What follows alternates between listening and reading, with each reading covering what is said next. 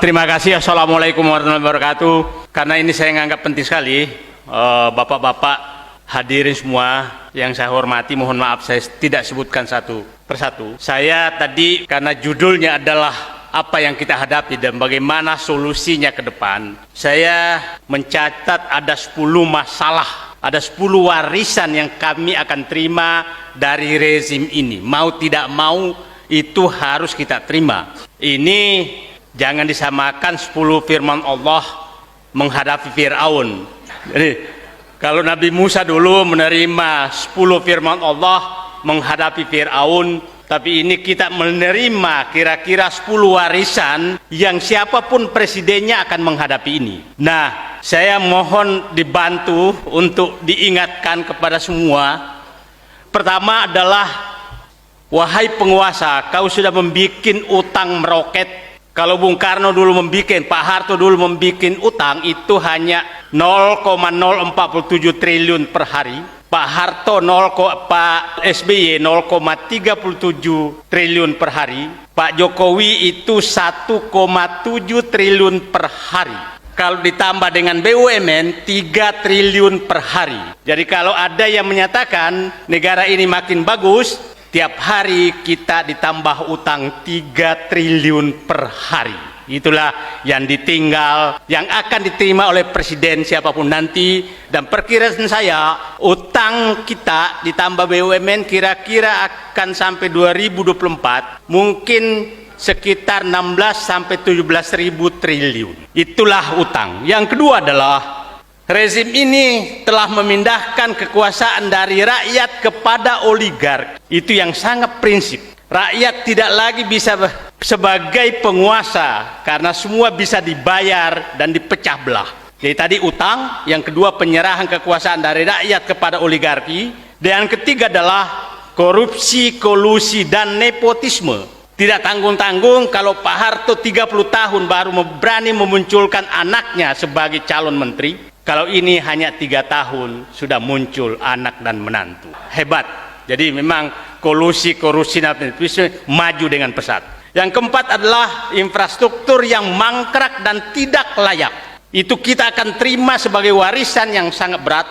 Tidak mangkrak dan tidak layak itu akan banyak sekali terjadi. Bandara, jalan tol, pelabuhan, dan lain-lain akan kita terima dan kita akan menyicil utang tersebut. Kita sudah merasakan dengan kereta api cepat, maka harga tiket kereta semua naik. Dan itu juga akan terjadi di tempat-tempat lain, nanti akan naik semua karena beban utang yang sangat besar. Ya, beban daripada infrastruktur yang mangkrak itu, karena setiap mangkrak maka dibebankan ke yang lain.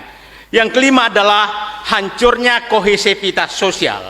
Tadi yang dipecah belah selalu adalah umat Islam, dan itu sedang dihancurkan. Siapapun yang tidak menjilat penguasa maka dicap radikal, kadrun, teroris. Itulah cap yang diberikan kepada orang-orang bukan penjilat. Mungkin saja nanti yang rombongan tadi yang datang dari Sumatera, dari Jakarta ke sini, yang menemani Pak Gatot, ini istilah saya rombongan manusia-manusia bernyali.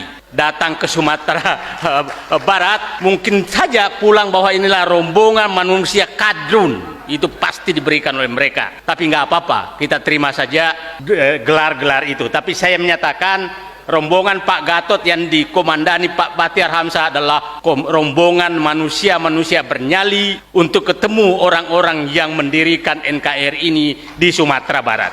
Yang keenam adalah ketidakadilan. Ketidakadilan ini sangat nyata dihadapi oleh kami. Tadi Pak GN menyebutkan ada 3 narapidana, yaitulah korban ketidakadilan. Tapi bangga sebagai narapidana.